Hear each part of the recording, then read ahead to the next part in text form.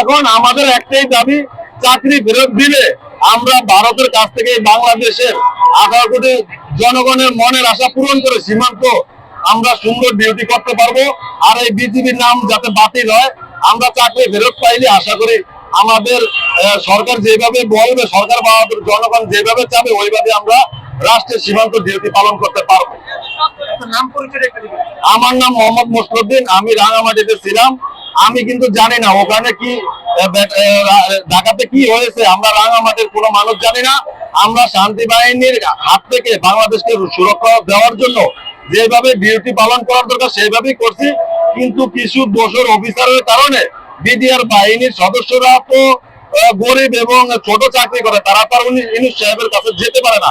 এই আপনাদের মাধ্যমে আমরা একটাই বলতে চাই, আপনি দরকার ভোটাভুটি করেন। 18 কোটি মানুষ কি চায়? 18 কোটি মানুষ যদি বলে বিডিআর এর ফাঁসি চাই, তাহলে আমাদেরকে বলেন কবে, কোন সময়, কোন জায়গায় আসলে আমাদেরকে ফায়ার স্কোয়াডে নিয়ে মেরে ফেলেন, নাহলে আমাদের চাকরি ফেরত দেন। নিউজ ডেস্ক, দৈনিক অন্যধারা।